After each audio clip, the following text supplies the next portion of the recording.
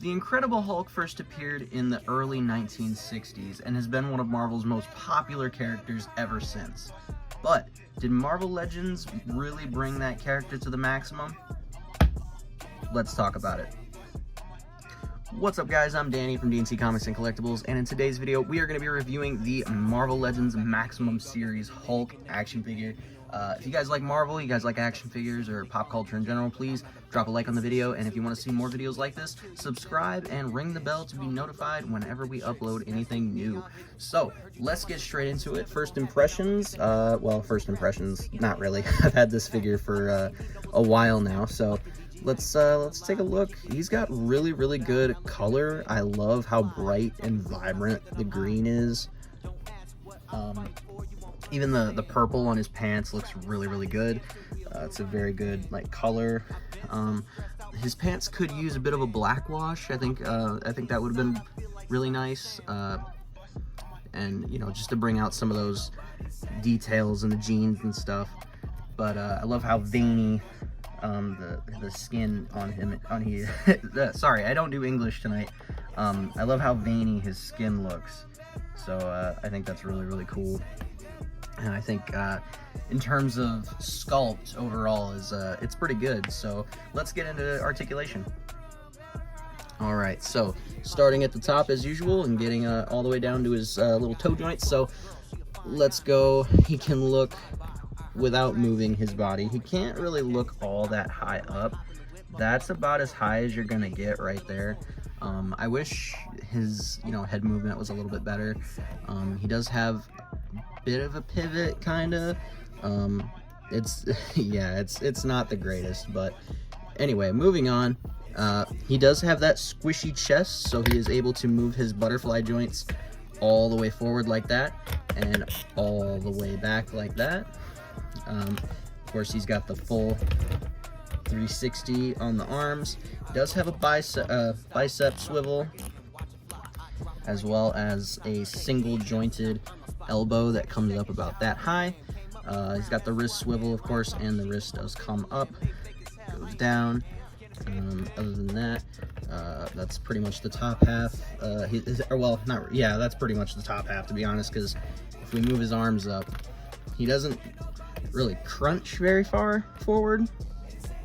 His ab crunch really isn't the best, and he does have that waist cut right there, the waist swivel.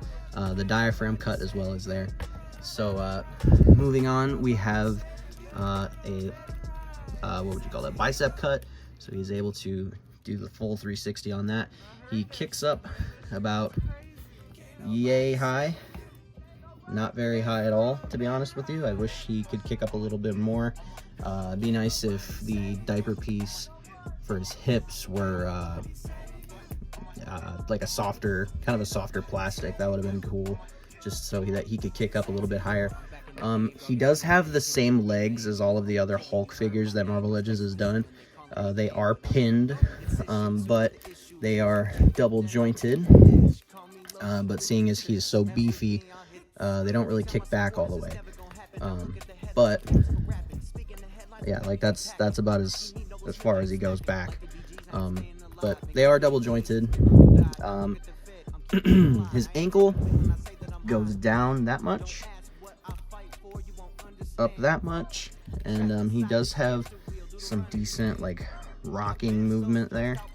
Got a nice little ankle rock, and then of course the toe joints, super cool. And that was the big thing that kind of got me excited for this figure, aside from the fact that I didn't have a Hulk before this. But yeah, that's all the articulation this Hulk really has to offer. For those who are wondering, yes, he can do the thunderclap, and we will get into that in just a minute.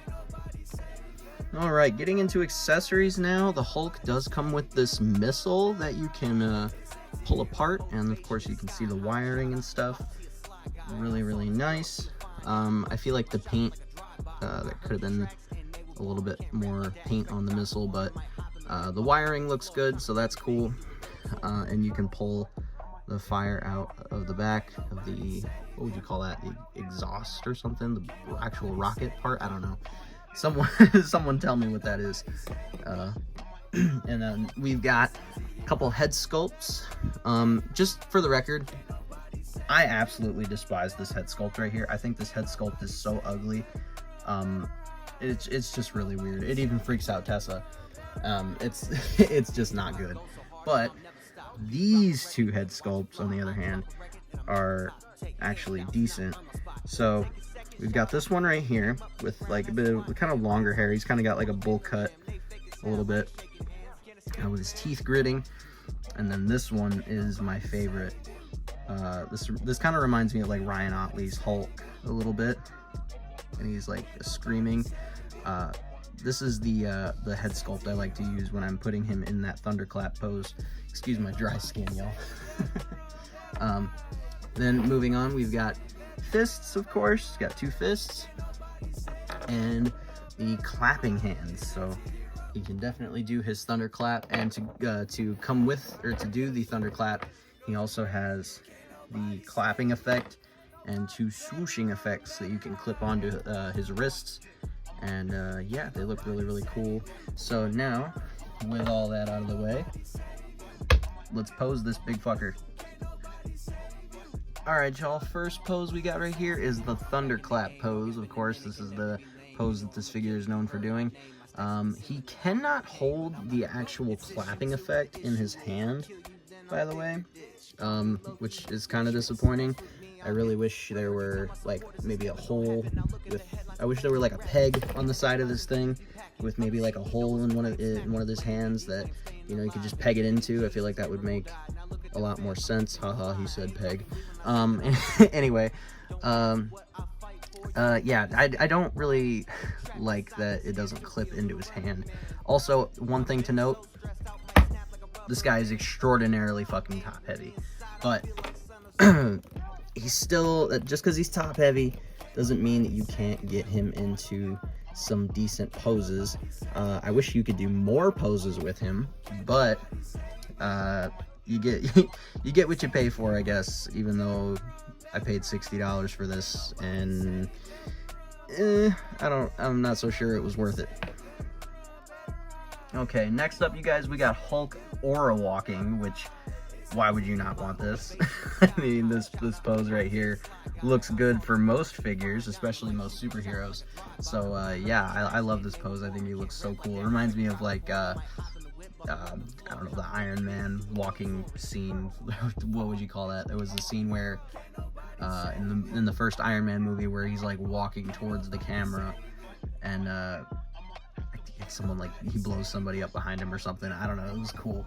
But yeah, this is kind of what that reminds me of. And just honestly, I could just see the Hulk doing this anyway. I feel like this would be a really cool pose for like a comic book cover. Alright, for the third and final pose, you guys, we've got Hulk just ripping apart that missile that somebody just shot at him. And yeah, dude is just, he's not a happy camper, man. He's very, very pissed off, and everybody knows you won't like the Hulk when he's angry. So yeah, that's about it. Thank you guys so much for watching the video. I really do appreciate it. Overall, I'm not really sure how I feel about this figure. I mean, he's a great display piece, in my opinion. I feel like he's a good budget Hulk, let's say that. He is still the cheapest green Hulk that, oh, there he goes, the cheapest green Hulk on the market.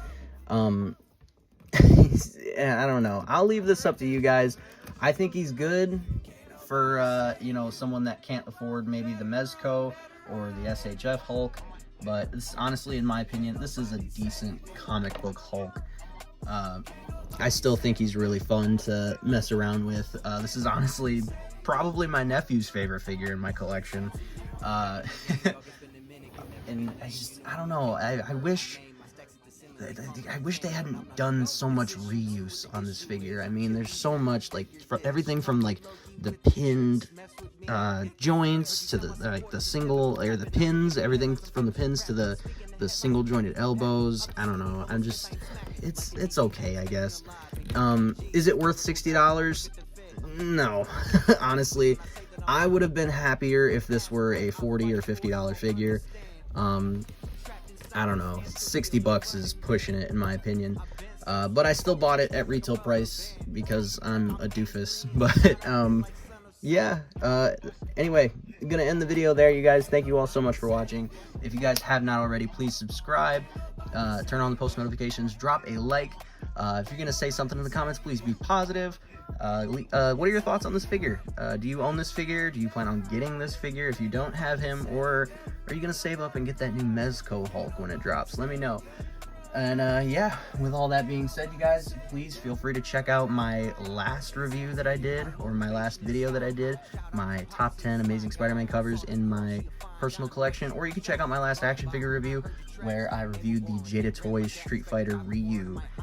Yeah, with that being said, you guys, thank you all so much for watching, and I will see you guys in the next video. Bye-bye.